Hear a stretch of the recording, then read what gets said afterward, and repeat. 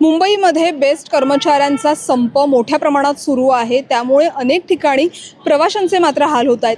नेमकी ह्या संपामुळे ग्राउंडवर परिस्थिती काय आहे, सकाळपासून मुंबईत नेमक्या ह्या BSTच्या संपामुळे काय काय घडामोडी होत आहेत, हेच आपण सगळं ह्या व्हिडिओमधनं ग्राउंड रिपोर्टच्या माध्यमातून जाणून घेणार आहोत। नमस्कार, मी निधी पेडणेकर, तुम्ही पाहताय लोकमत मुंबई।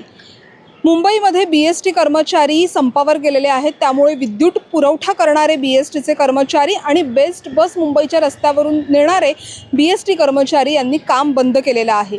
मुंबईत एकूण 27 BSTचे आगार आहेत, म्हणजे 27 बस डेपो आहेत आणि या बस डेपोमधून बहुतांश बस डेपोमधनं कोणत्याच बसेस ह्या बाहेर पडलेल्या नाही आहेत, ज्या दररोज बाहेर पडतात, मुंबईकरांचे ने-आण करतात। मुंबईची जीवनवाहिनी म्हणूनही या BST बसेसना ओळखलं जातं। ती आज बस कुठेतरी बंद झालेली आहे। एकूण 2766 बसेस दररोज मुंबईकरांची सेवा करतात, मुंबईकरांच्या सेवेमध्ये असतात आणि याच 2766 बसेसपैकी केवळ 36 बसेसच आज मुंबईच्या रस्त्यांवरती प्रवाशांना सेवा देत आहेत आणि त्यापैकी एका बसवरती सुद्धा दगडफेक झाली आहे, अशी माहिती सुद्धा समोर येते। त्यामुळे BST बस ह्या बहुतांश डेपोमधनं बाहेर न पडल्यामुळे मुंबईकरांना वाहतुकीसाठी अनेक दुसरे जे पर्याय आहेत ते सुद्धा अवलंबावे लागत आहेत, दुसरे पर्यायी मार्ग शोधावे लागत आहेत आणि त्यासोबतच कार्यालय गाठण्यासाठी आज मात्र मुंबईकरांची वेगवेगळ्या बसच्या स्टॉप्सवरून आपापलं कार्यालय गाठताना मोठ्या प्रमाणावरती दमछाक झाली।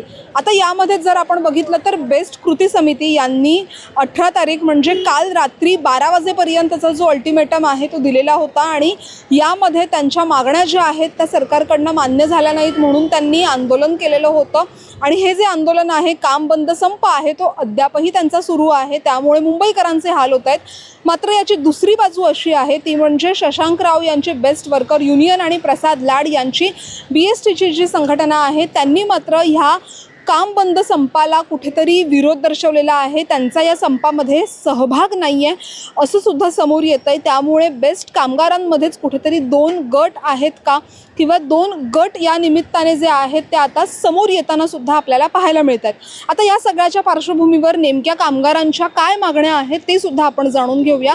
सगळ्यात पहिली आणि महत्त्वाची मागणी ती म्हणजे BSTचं जे पालकत्व आहे ते मुंबई महानगरपालिकेने घेतलेलं आहे आणि त्यामुळेच मुंबई महानगरपालिकेच्या अर्थसंकल्पामध्ये BSTचा अर्थसंकल्प विलीन करावा, ही जी मागणी आहे ती बेस्ट कामगारांकडनं सातत्याने गेली अनेक वर्ष लावून धरण्यात आलेली आहे। मात्र यावरती सुद्धा प्रशासनाकडनं किंवा मुंबई महानगरपालिकेकडनं कोणताही असा ठोस जो निर्णय आहे तो घेण्यात आलेला नाही आहे।